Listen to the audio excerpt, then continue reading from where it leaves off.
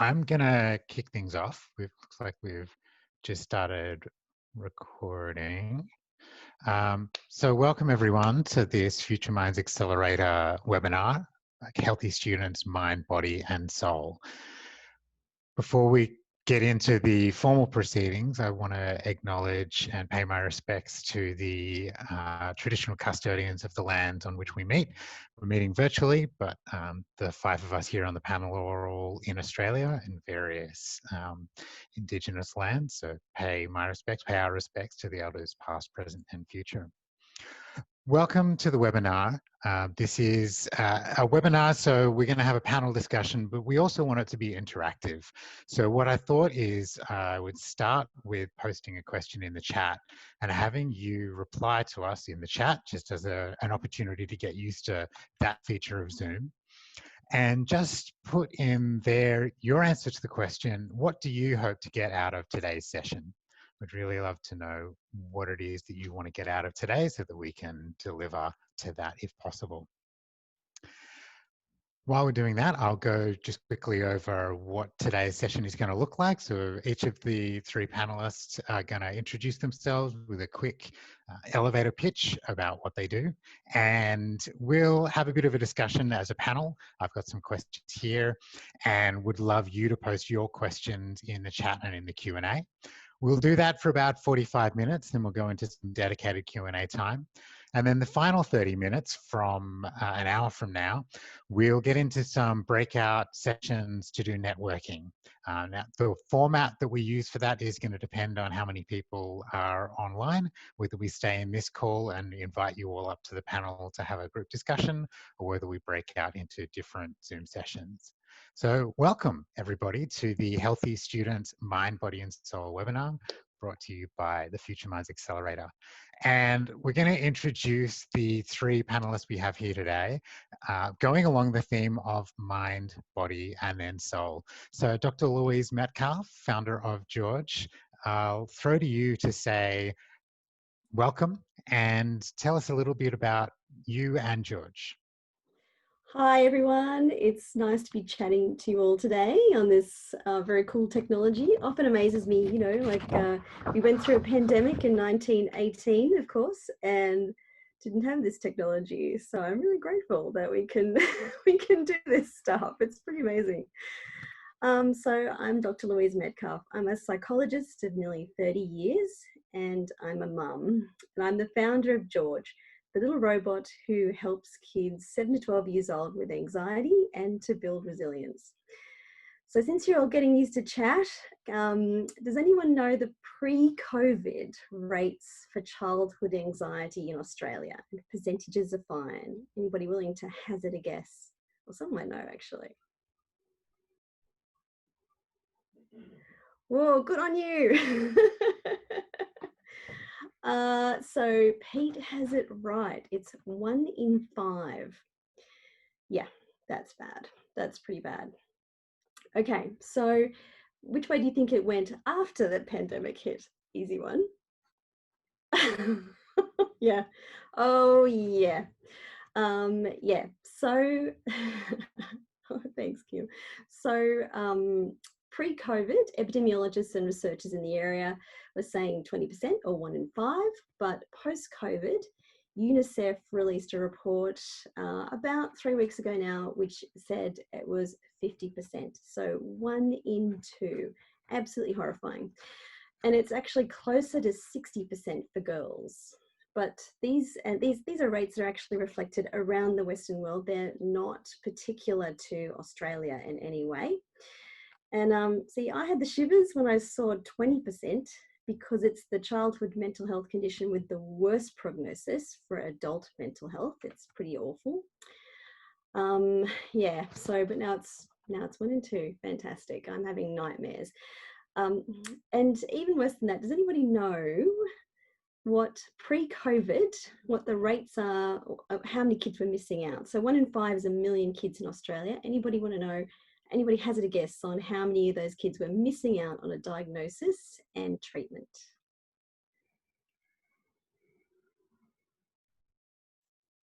Oh, Catherine, pretty good, pretty good. It's actually 2/3. 2/3. Awful. Really, really awful. Yeah, Michelle, pretty good. So yeah, 2/3 in Australia, simply because we don't have enough psychologists. And at that rate of incline, guess what? We never will. We can't produce psychologists that fast. It's simply not how the degree works. It's not how universities work. We would have to quadruple the number of programs in order to meet that demand. So really quite horrifying at this point. And it's particularly concerning for anyone in education because anxiety really messes with memory and coding, and so messes with learning due to an increase in the glucocorticoids in the brain. So several international studies have looked at just how much it messes with learning, and it's pretty shocking. So kids with anxiety have a 50% chance of passing all their subjects at school, and that's compared to an 18% of not passing their subjects at school, which is compared to an 18% for well kids. So, okay, that's awful, right? That's really awful. But that jumps to 80% by the time they reach university, compared to 5% for well kids. So it's really shocking what it does to learning and just how much that limits the future for kids. It's terrible. And that's why I invented George. So George is just a friendly character who helps kids build a more resilient brain for an increasingly chaotic world. And he does it with games that kids love to do.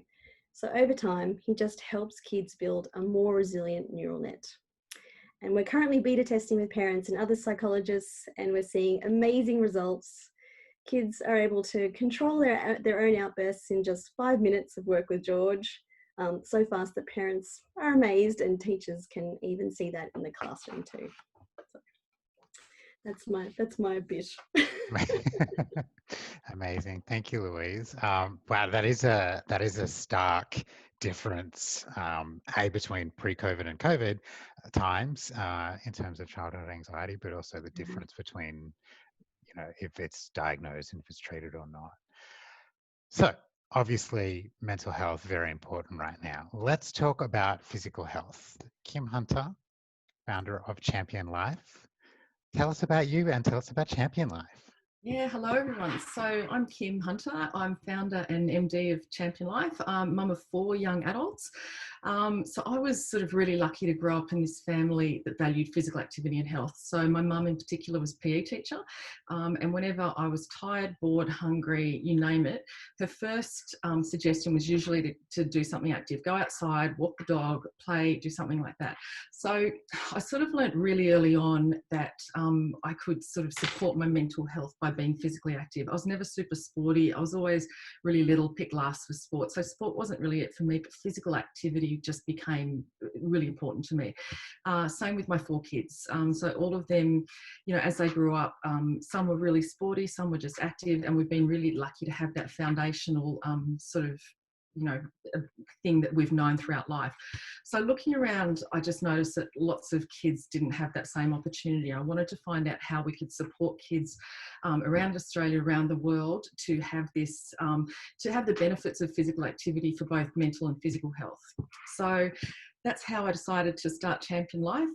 What we do is use regular physical activity as a superpower that boosts students' mental and physical health.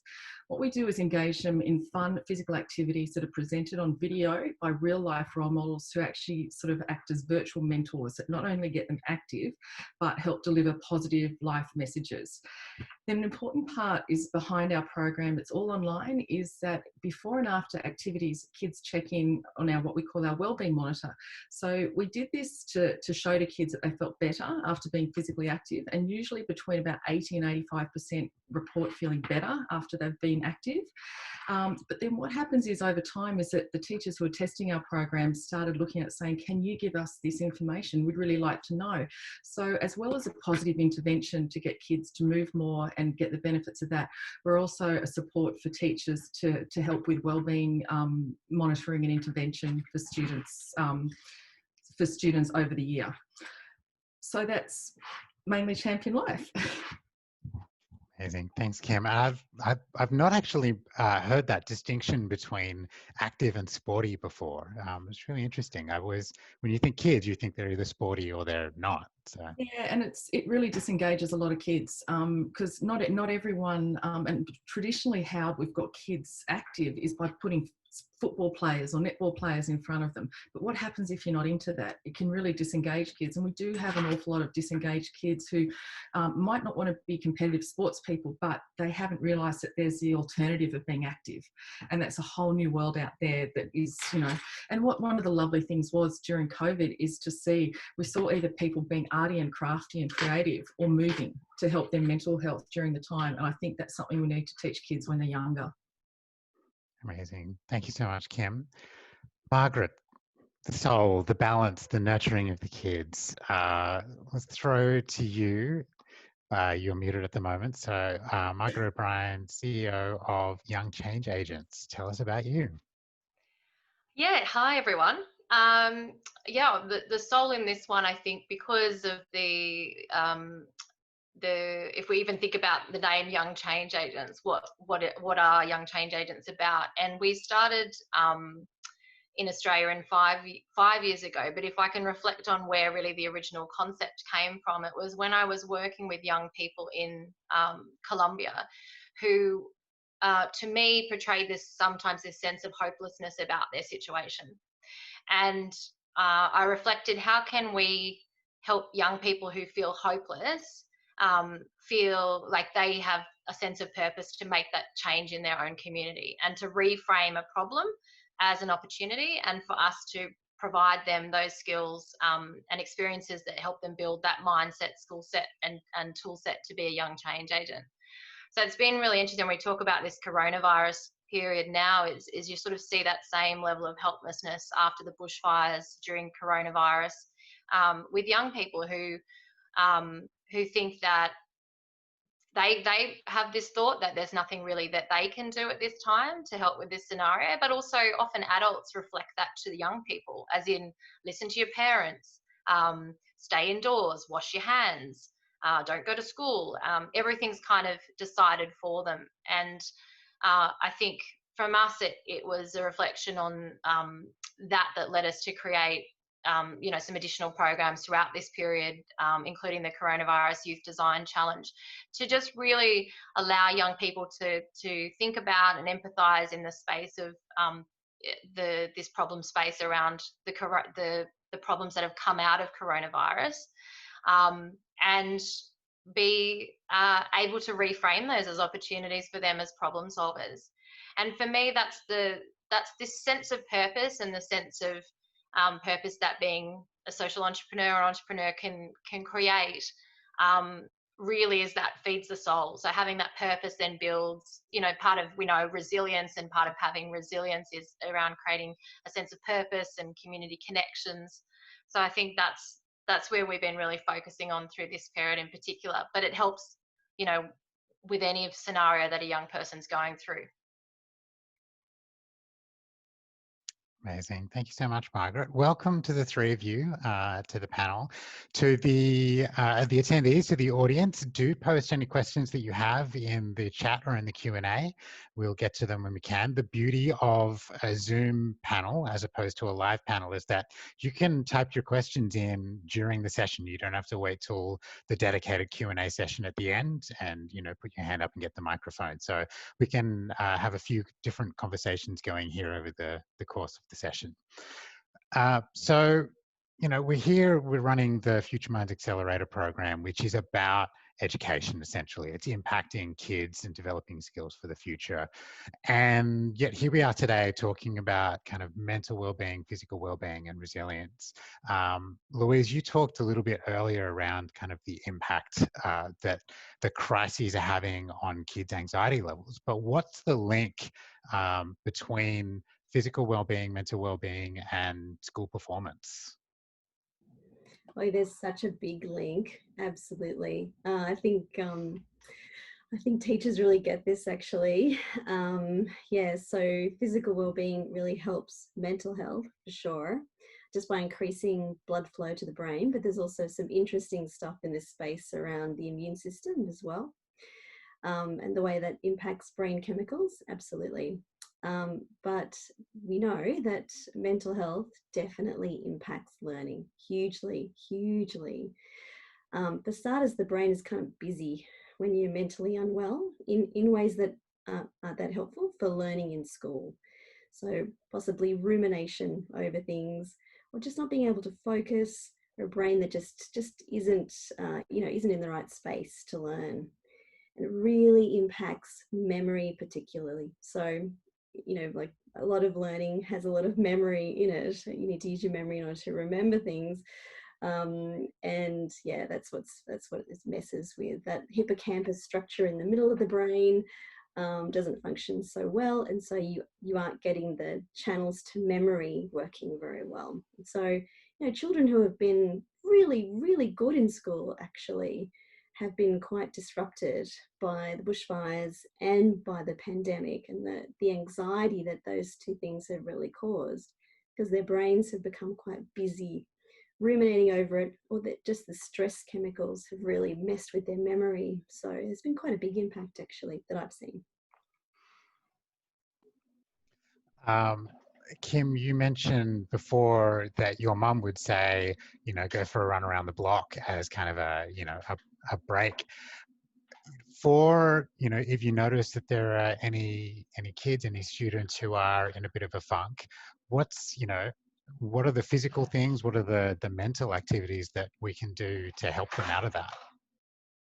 Yeah, I think it depends on where the funk's happening and where you notice it. So if you're a classroom teacher, what we call brain breaks, and in our program they're actually video delivered by real life role models who do the activity, and it's basically a 5-minute press play, jump up, kids get active, move around a bit, and just that endorphin boost and just the ability to really reset their mind and body makes a big difference. It doesn't have to be a big exercise session. I think so often activity and fitness is pitched as if you have to go to the gym, or you have to do something significant, when really it's just minutes. And even like for myself, I was diagnosed with Ross River fever at the beginning of the lockdown.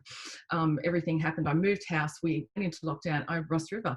And probably because I haven't been able to do my brain breaks, which for me is walking the dog 15 minutes around the block, it's been one of the hardest times on top of everything. So I think just giving kids the opportunity to move around a little bit at different times really helps. And it doesn't have to be gym classes or anything else. It can just be these little mini activity breaks that really help, I think, in my view, and it can have wonders really. But yeah, and like sometimes, I know on windy days, kids go a bit troppo. I tend to, days like that, they really do.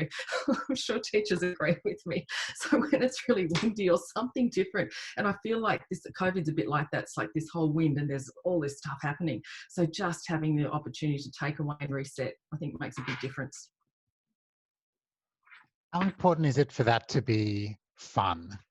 Like, is it enough just to do 10 star jumps or something, a couple of burpees? Does it need to be fun for the kids to do it, or does it work anyway, even if it's just run and touch the back door and come back? Yeah, I think it helps to be fun. I think if you're going to repeat it a lot, variety and a bit of interest helps. But yeah, I think sometimes just running and touching the fence and back is not a bad thing to do. Like, it can be really, really simple. But yeah, look, fun helps over time, because it's going to get boring after you send them. But yeah, no, definitely fun. Yeah, but also, look, not everything in life is fun. Sometimes it's good to teach kids that it's worth doing something for other reasons other than just the instant, gratification of it, and that over time that helps them. Yeah. Let's talk about kind of resilience. There's one thing to say, let's get you out of this funk, and kind of, I guess, resilience is that. What does that mean in this sense, Margaret? You've got quite a bit of experience in terms of, I guess, teaching resilience or helping kids develop resilience as a skill. Yeah, absolutely. And I think we even when going into this, I had a look at the United Nations Office of Disaster Readiness, and I think there's a link going to be in the in the chat. And they even talk about how important it is to include young people in the strategies for building community resilience around disasters, of which a pandemic is, and bushfires are obviously one of those examples of those. And it does talk about using creativity and innovation and fun to help build, to create youth, youth specific activities that help them build this and understand it. And part of that for us is just creating opportunities for them to talk about it. The empathy interviews that we do as part of the process for the Coronavirus Design Challenge was really getting them in pairs and having them discuss what problems are you seeing, and that can be quite therapeutic, I think, in itself, although obviously I'm not a psychologist, but in terms of being able to chat through your problems and concerns that you see. And for young people, that was very different along the, some were very anxious about going outside and seeing other people, and some were really worried about other things like not having their birthdays in the social side, and then other ones with opportunities for getting back into exercise and sport when they couldn't do what they were normally doing. So we know that young people all have different perspectives, different lived experiences of the same event. So it's also about allowing them to reflect their own opinion. And what we also saw, which I think is really good as part of that, is because I'm talking about community connection, which is a really key part, but it's also about a lot of them did it with their parents as well. So opening up and having those conversations with parents, and kids being able to ask questions about what their parents are worried and scared about, but then vice versa, parents giving their kids the time to really articulate that as well. So I think going through, at Young Change Agents, we don't teach resilience, but the process of social entrepreneurship and the process of finding purpose and passion and being a change agent is all those things that help you build that resilience, because you're being creative, you're trying things, you might not always succeed, so it's that learning rather than failing. So I don't know if we're an expert on resilience, but I think the process helps with resilience. Which makes me think about growth mindset, like the failing. It's the reframing failure as what can we learn from this, but it's also we can get better at this. Like, just because I didn't get it the first time doesn't mean that I'm not good at this. To take the Carol Dweck approach.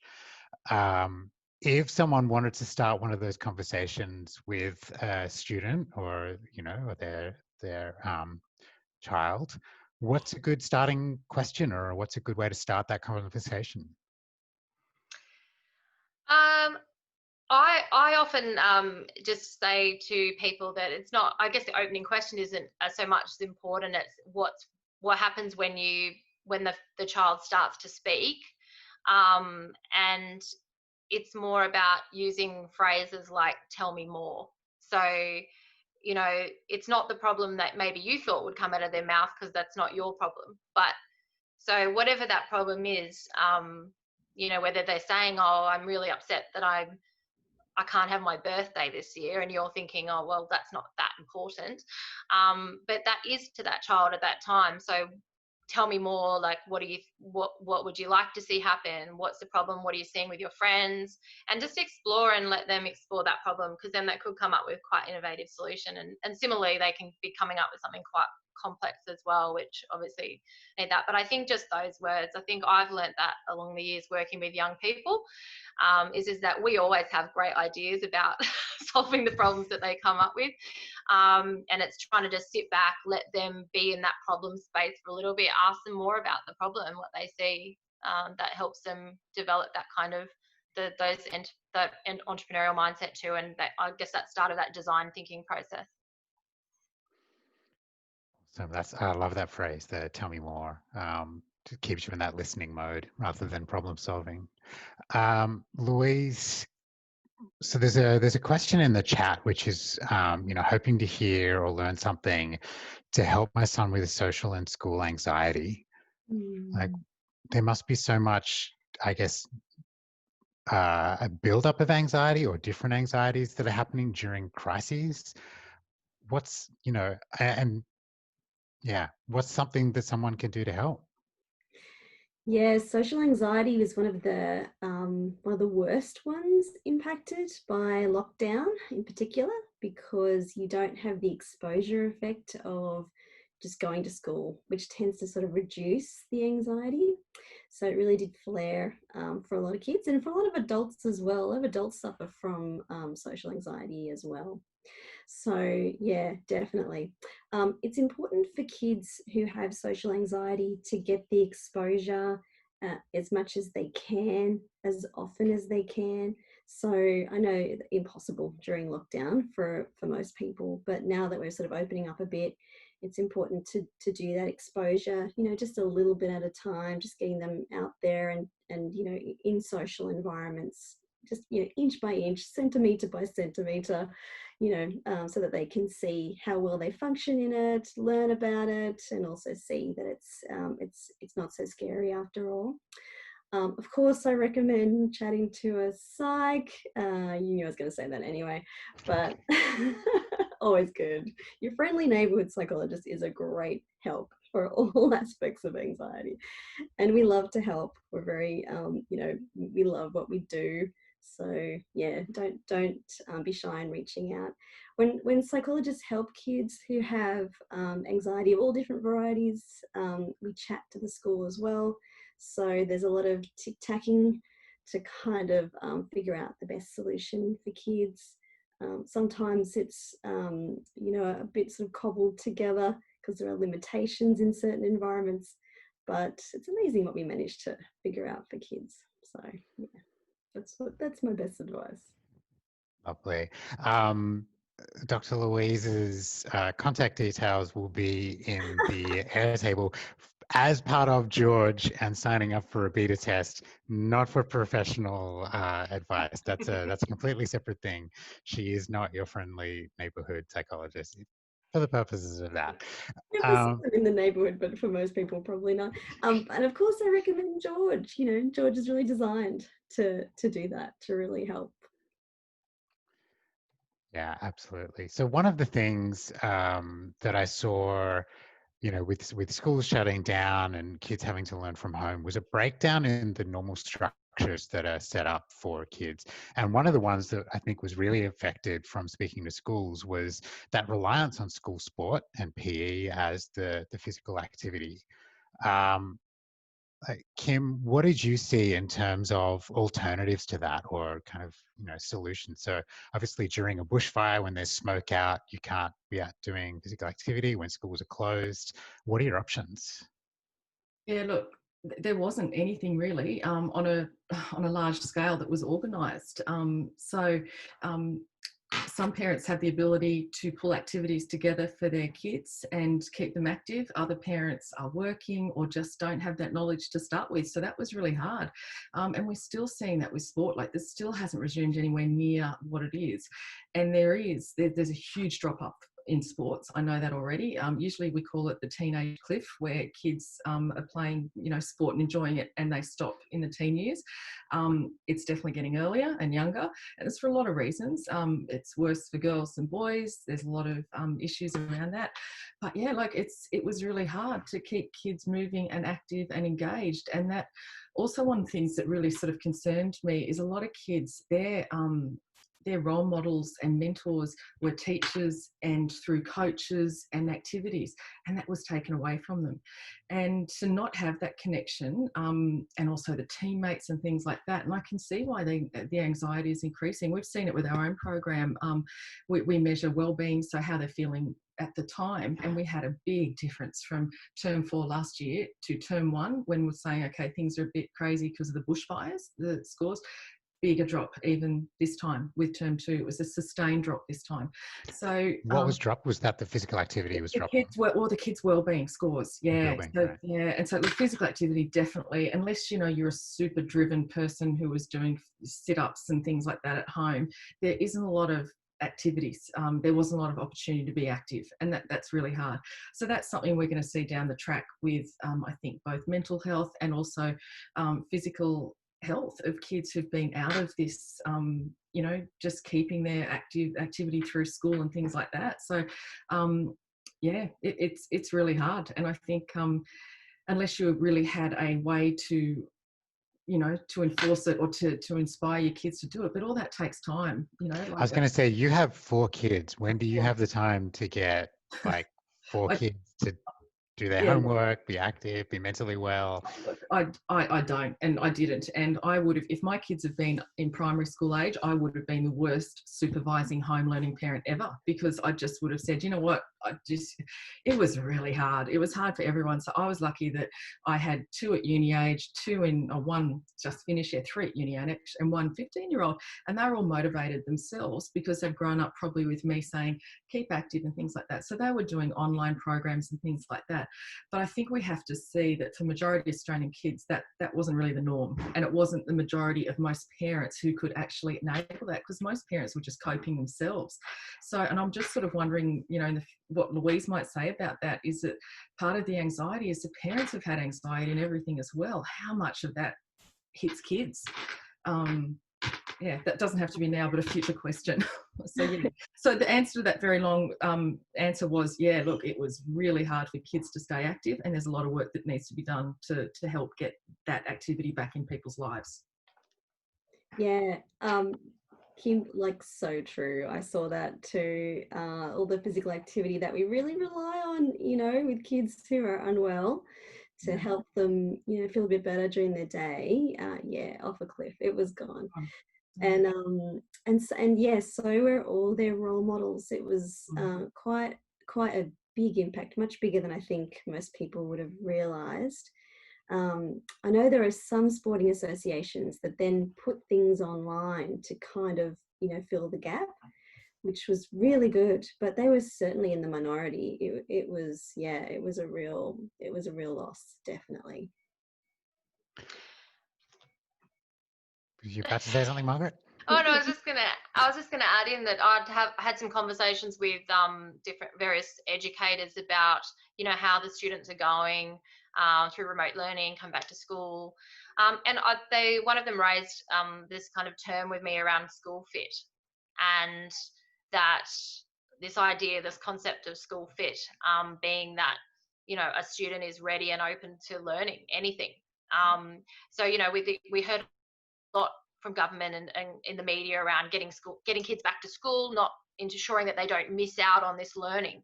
But even when they're coming back to school, if they're not school fit, or they're borrowing this term from an educator that I spoke to about this, then it doesn't matter really whether they're back at school, because they're not learning. And that speaks to your point about that school performance, or the kids' education performance dropping down with anxiety. But it's just this kind of school fit concept, Louise. Yeah, I don't know whether you guys saw the same thing, but it was fascinating to see how online learning really impacted kids. Some kids who were struggling before thrived. They just loved it. And some kids that were doing much better face-to-face really struggled, and it has impacted their confidence as a result. So it's been very interesting. Obviously, it's a kind of an enforced mass experiment. So the outcomes of it are just, are really quite amazing to look at, and in some cases really quite scary. There's a great question in Q&A, which Michelle's written, which I'll come back to, but I want to follow up on that point there around, this seems like a good time to talk about kind of perfectionism.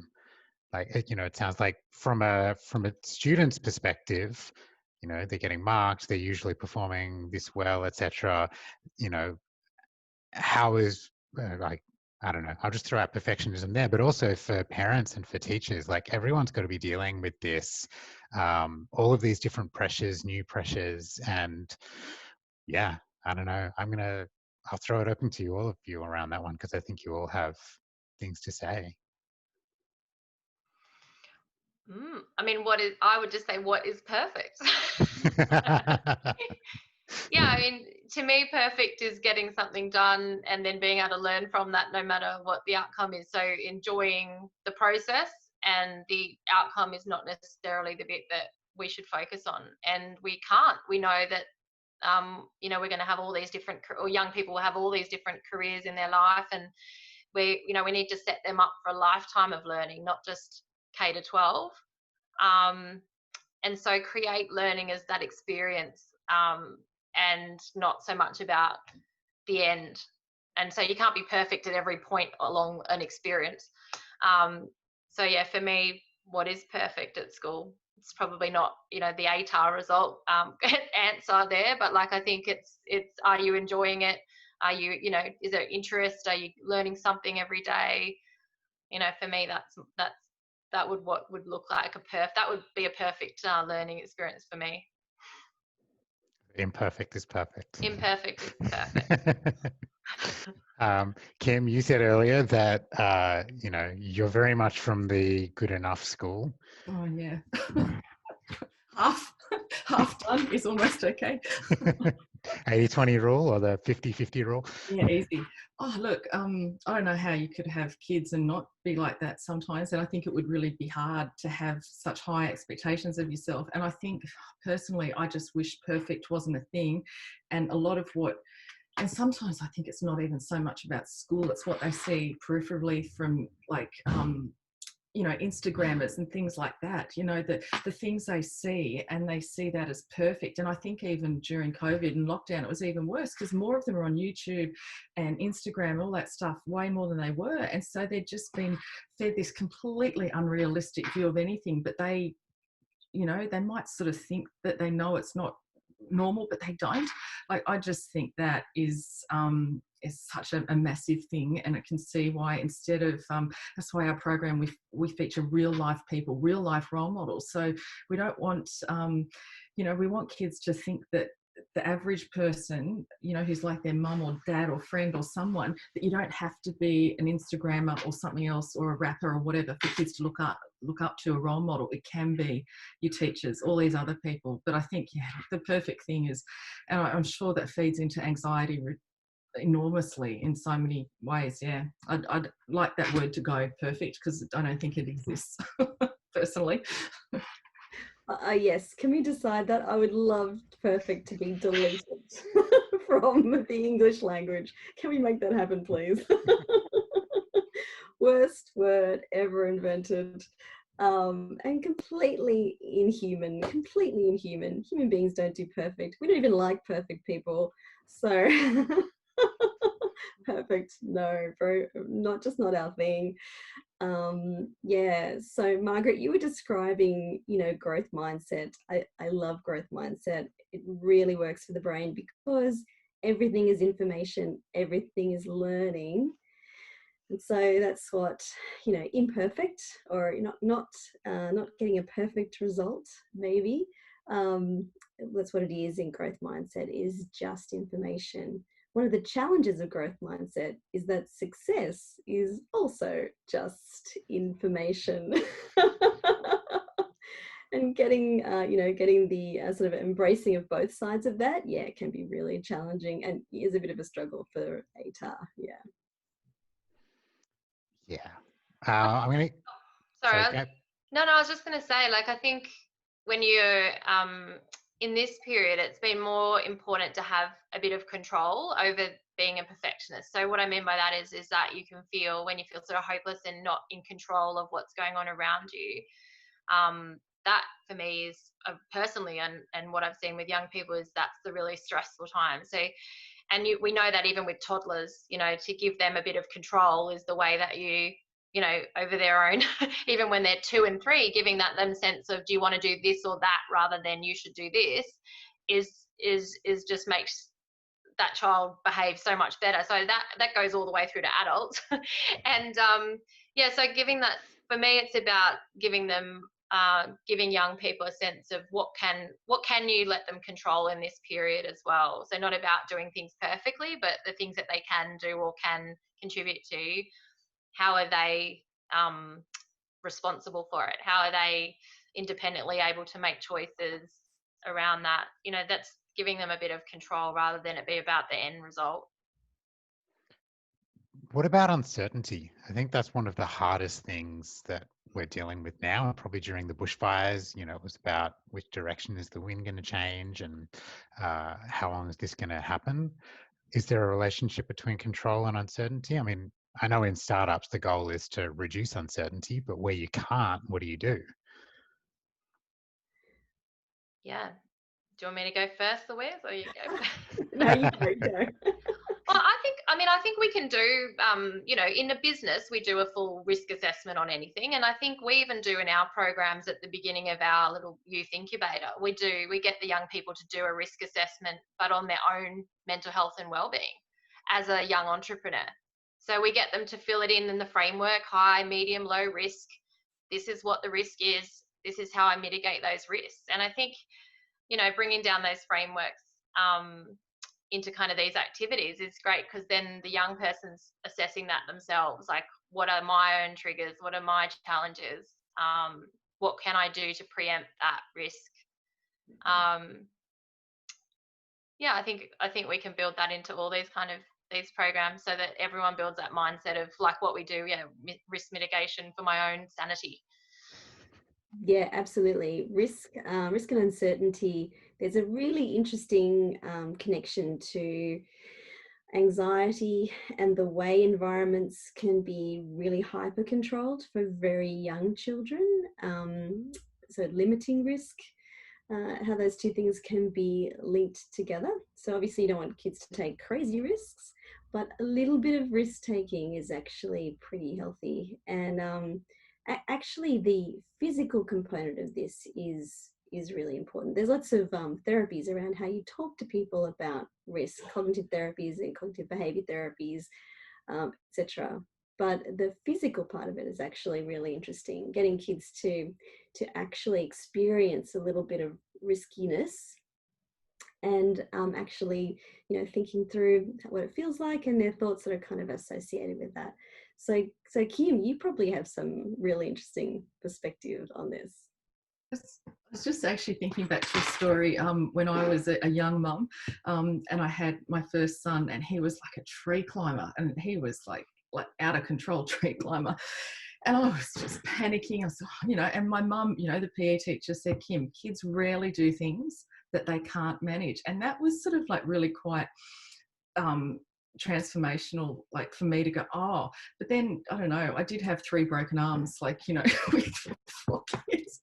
That's good. I might have taken it a bit too far, but yeah, no, it's true. I think kids are just having that little bit of risk and putting themselves out there a bit and having that confidence to do that. I think it just gives such dividends. And physical activity and sport, and it's sport activity is a really good way to test that out, to try swimming and to try things and to try these new skills. And it's a really good way for them to to have little tests at how things like that go, I think. Yeah, I think that on Champion Life, I love how all the different role models can get young people into kind of different types of sport that maybe they wouldn't have thought about. That kind of try it approach. They just can have a little taster of it and then see if they like it and then build from there. Absolutely. And I think it's like, that's one thing that I think lots of parents have noticing is that a lot of us had our kids doing so much stuff on top of just school and things like that, that I've been speaking to a lot of parents, a lot of teachers and teachers who are parents saying, I can't go back to that, like that we don't need to do, swimming lessons, gym, blah, blah, blah. It's sometimes just too much. And I don't know if that's, I think you can have too much of lots of things. And I think sometimes just this is maybe given us all a chance to reset and just actually go back to a few more basics and try a few new things, find out what works for us. And I think so many people, especially as lockdown was coming out, we could go and do a bit more walking and things like that. You can find that things like that as a family are just as good as, paying money to go and do something. We do want kids to get back into sports and things like that, but I think sometimes the madness of doing too much wasn't really helping anyone either. So, yeah. Gail says, too busy being busy. Absolutely. And being a bit more intentional as we're reintroducing things. I want to get to Michelle's question, which is, there are many support and programs and activities to assist young people to develop a healthy mind, body and soul. But how can all of these areas be brought together And what more can we do to involve young people in building their capacity and resilience? I'm going to pause there. There's a second part to the question, but I'll pause there. How can we bring all of these things together and involve young people in building their capacity and resilience? Do you want me to give it a go? Yes. This is one of those knotty problems that, I think is part of thinking through in this area that I know psychs do. There are lots of things. I think all psychs in Australia prescribe apps, for example, but there are 50 million calming apps out there. And you could prescribe them all. You could. It would take a while to get through them, but you could. The truth is, it's got to be very individualized. I mean, the thing I've noticed is that no one thing seems to work for every child, and it's kind of the beauty of the differences that we have as human beings, right? One of the things that we do is we as psychs, we work with schools to try and get what happens in school to fit the child a bit more individually. You can think about it that way. And it is a struggle for schools to do that. I think anybody teaching the curriculum knows it's a bit of a go, and it can be hard to make things flexible enough to really fit kids that maybe are not sort of in that sort of central group of kids, the norm group, if you're into statistics. So so I think it's a challenge. I think one of the great things about that's happening at the moment, though, is that there is a great deal of variety out there. I think there are still things to be created for a lot of kids. And I love the enthusiasm that is out there, and I've certainly seen that in the Future Minds crew. They're amazing, and we need that. We need that thinking. We need that creativity. We need that flexibility to help as many kids as we can. Yeah. I'm going to take a very entrepreneur. Oh, do you want to go first, Kim? No, you go, please, Margaret. Go. Oh no, I was going to say I always take a little bit of an entrepreneurial view to these things, in that I absolutely, young people are individuals, but I think we can group them into like a entrepreneurial term being a persona, which is in a way allows us to think about what interventions or programs or initiatives that might suit your school. So, if there is, by looking at that and thinking, I know as an educator or as a principal, I really understand my cohort and I understand my students, where are the gaps? Like thinking through what are the gaps and where are those, what are those needs for those young people? Certainly within young change agents, and we go to schools, I would say that there's always a few students that really probably shouldn't be in our program because they're not that this term of school fit, or we should have done some growth mindset activities prior to our program. Or perhaps, things are going on at home and George would be very useful to them.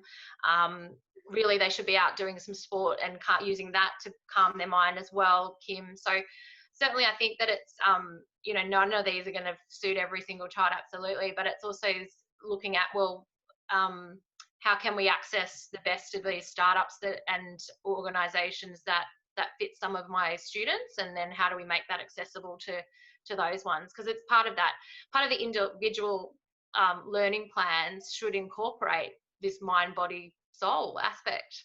And it'd be super hard to implement any of these things that we're talking about on a school by school level, like creating these resources yourself. So I think this is the sort of startup area's response to supporting schools in this way, by being that that kind of plug and play approach, but it is with the view of supporting teachers, reducing their time spent on these things, but giving them really quality, evidence-based resources. Yeah, my take on that one is that I think there's so much out there and so much is really wonderful, and it's great to have that variety, because as Louise is saying, one size doesn't fit all. But I think that it's really good to be able to get something that helps positive habits form, and in order for that to happen you need time. as well. I think it's great having interventions, but when they're put in and it's a burst and it's not followed up, I'm not really sure what it's doing. So I always, like, when I go to conferences, or used to in the past, I'd always go, I want to take 1 or 2 positive things away from this, 3-day conference, whatever, just something you can take and use that becomes a positive habit. And I think that that's sometimes enough to get from things. There's so much out there. If you can take little bits from each one that suits you or your school or your child, then that's going to be it. But sometimes I think that we expect miracles from things, and it's not going to happen. So, but finding a way to get these positive habits to form over time, I think, is really important. Yeah, Gail's posted in the chat, 35 Queensland secondary schools have been involved with introducing their students to a Cert 2 in self-awareness and development, so developing the mindset before the skill set, with excellent outcomes. And there are another 40 coming on board with this.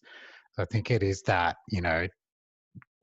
there's so many different layers of things, and so many, you've got to learn how to learn, so to speak, and not just focus on tiny little things at one point, at each point in time. I'm reminded of, hearing you talk about that, there's kind of a conversation in diversity where it's, how come you're not doing more in the, the international diversity, cultural diversity? It's like, well, we're too busy focusing on gender diversity. It's like, you can only do one thing at a time. And so, as I guess it's kind of this, the mind, body, and soul, is how do you think about it all together and not just pick one and focus on that, because it sounds like they are all really interrelated. The physical activity and the mental health and the school fitness, the mindset and the entrepreneurial skills to look at problems and find solutions. It's just like, there is no kind of one single thing that anyone should be focused on. We have a link I've just posted in the chat to some further resources where you can find links to Champion Life, Young Change Agents, and Gheorg. We've got a few minutes before we work out what we're going to do with the networking session. So maybe I'll just go in reverse order, starting with Margaret, then Kim, then Louise. And I'd say, I guess, one kind of actionable tip that you would recommend, and one little call to action for your for what you're working on now. Yeah, okay, thank you. A little tip. Well, I think firstly, the base of the pyramid for me is the mind and the body and the wellness and that school fit. And so I think absolutely that my peers here, Kim and Dr. Louise, are just creating some amazing support there for schools and for young people. So my first tip is to have a look at what they're doing. And secondly, then secondly, in terms of from young change agents, it's about, well, if your students do have those things, I guess, under control, because that is really important, then it's also about then helping them look at problems that they see in their world and help them create opportunities through them. And there's lots of opportunities to get involved in that, whether that's through young change agents or something else. But we regularly run design challenges and in-school programs that you can go to our website and get involved in. We've just wrapped up the round 2 of our coronavirus design challenge, which has got young people involved. And that's run, we provide resources to schools and to teachers, but also, parents and students can do those independently. So it's very flexible. If you're an educator, it's also about, we can provide some capacity building for you so that we can pass on all that work that we've been doing over the last few years so that you can run that in your school. So it's not about us sending out facilitators all the time around the country, but how do we build up the skills of educators to teach social entrepreneurship and growth mindset in schools. Amazing. Thank you, Margaret. Kim, I'll come to you. My tip, of course, is going to be about physical activity. So I would say my tip is find ways to help kids be more physically active, but it doesn't have to be complicated. It can be super, super simple. So I think that would be my main tip. And then my call to action would be is when when you've done that and the kids are active, ask them how they feel afterwards. And usually they feel better. And so, you know, that's my whole thing. It's a superpower. If you can get kids to understand from when they're young that they feel better, then you can take that throughout life to help you when it gets hard. You know, and I can see it. My poor 18-year-old son broke up with his girlfriend, you know, and he's heartbroken. You know, I shouldn't be saying this on a webinar, but you know, like he's heartbroken, and he's going out, but he's working out what to do. So all of a sudden he's starting himself a fitness challenge, and he started doing things like that. And he gets it because he needs that. He needs that, and he's got that ability to help himself get through this, you know, really, really difficult time. So, find some ways to help kids get active, then ask them and remind them that they feel better, and model that as well. Like, you know, it's not always fun being active, but sometimes it's okay. And if you say, "Oh, I feel better when I do that," sometimes your kids realise it as well. So, yeah. Love that. Okay. Louise. So before I say my bit, first of all, shout out to Gina, who mentioned eco-psychology. This is an area very close to my heart. In another life, another area of my life, I do promote eco-psychology quite a bit. So connection to nature, very powerful thing, and very useful. Also some very interesting impacts on the brain, and there's been some great studies in relation to kids with diagnosed autism, which are quite fascinating. There's a whole bunch of this stuff which is fascinating. There's also envirophobia though, so you've got to be a little bit cautious about eco-psychology, but I'm a huge fan. Okay, so my tip is very similar to my colleagues here, is talk about it. Yeah. Talk about the worries that kids have. Yeah, that's been mentioned before. It's so powerful. It's very important for adults to kind of add their worries into that, to normalize it, and also show that you can get through this stuff. You know, it's not so drastic that you can't get through it. So talking about it is my big tip, and in the classroom as well. So not just at home, the home is really good, but also in the classroom. So that's the biggie. So not sheltering them from what's happening, but finding a way to talk to them about it. There's no point in sheltering kids from what's going on. Obviously, you've got to, you know, apply a little bit of common sense to what you do, what you do transfer in terms of knowledge from, say, the news, but they already know that this stuff is going on. So there's no point in kind of just avoiding it. That kind of makes things worse. So yeah, just talk about it, be open about it, and it's already been stated, to give them tangible things to do is such a powerful thing.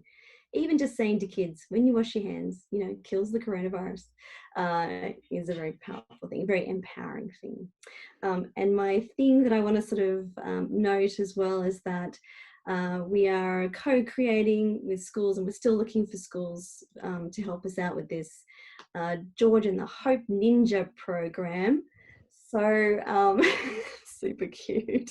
So if you feel like that's your school, you'd like to be involved in our Hope Ninja program, get in touch. We've got a few schools on board. It's been really fun. There's been some great ideas, and it is very cute and kind of simple, but kids are loving it. So we'd love to talk to you.